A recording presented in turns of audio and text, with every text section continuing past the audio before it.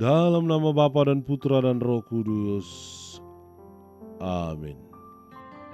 Ya Allah yang penuh belas kasih, Engkau menghendaki agar kami saling mengasihi sebagaimana Engkau sendiri telah mengasihi kami melalui Yesus Kristus Putramu yang rela mengorbankan dirinya demi keselamatan kami. Bantulah kami agar selalu merenungkan apa yang benar. Semoga kami juga sanggup melaksanakan apa yang sesuai dengan kehendak-Mu, baik dengan perkataan maupun di dalam perbuatan kami. Sebab Engkaulah Tuhan dan pengantara kami. Amin. Tuhan bersamamu dan bersama rohmu. Inilah Injil suci menurut Lukas.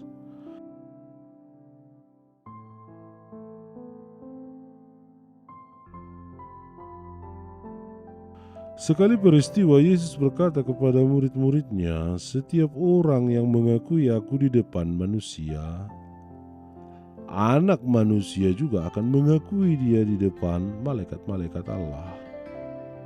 Namun orang yang menyangkal aku di depan manusia akan disangkal di depan malaikat-malaikat Allah.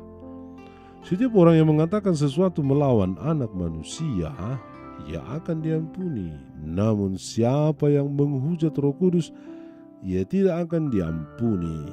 Apabila orang menghadapkan kamu kepada majelis di rumah-rumah ibadat atau kepada pemerintah dan penguasa, janganlah kamu khawatir bagaimana kamu harus membela diri dan apa yang harus kamu katakan.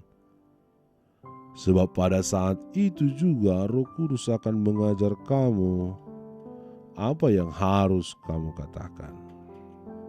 Demikianlah sabda Tuhan, terpujilah Kristus.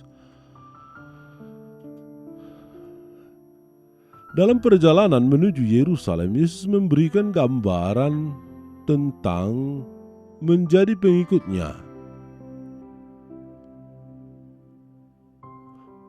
terutama berkaitan dengan penghakiman. Dua sikap yang dapat muncul yaitu mengakui Yesus atau menyangkal. Siapa yang menyangkal ia pun akan disangkal, dan siapa yang mengakui Yesus maka Roh Kudus akan dicurahkan untuk memberikan pembelaan. Keterus-terangan dan kesetiaan sebagai pengikut Yesus menjadi salah satu kunci pokok dalam keselamatan. Saudara-saudari terkasih dalam Kristus, pengakuan iman menjadi masalah yang tidak mudah ketika dihadapkan pada persoalan yang mengancam hidup kita atau ketika menjadi orang Kristen itu tidak mendapat penerimaan.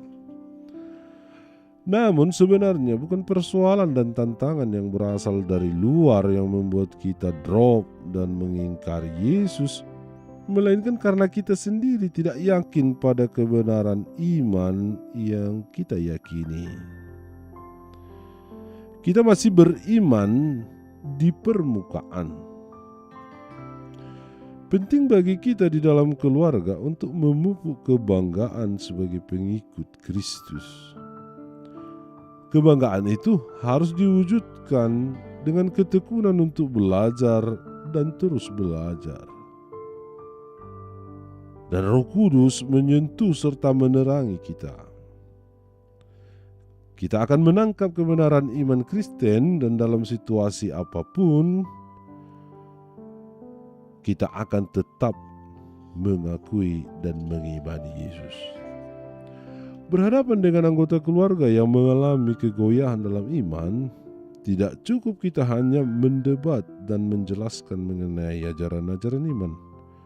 Akan tetapi kita perlu mendoakan dan mengantarnya untuk masuk dan mengalami perjumpaan dengan Yesus secara pribadi,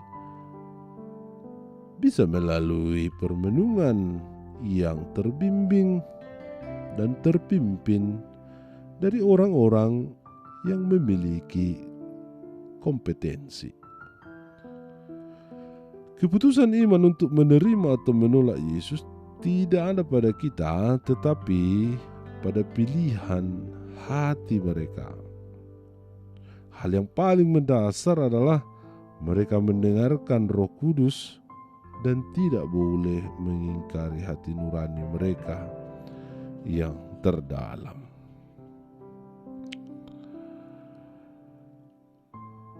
Setiap orang yang mengakui aku di depan manusia, Anak Manusia, Yesus juga akan mengakui dia di depan malaikat-malaikat Allah.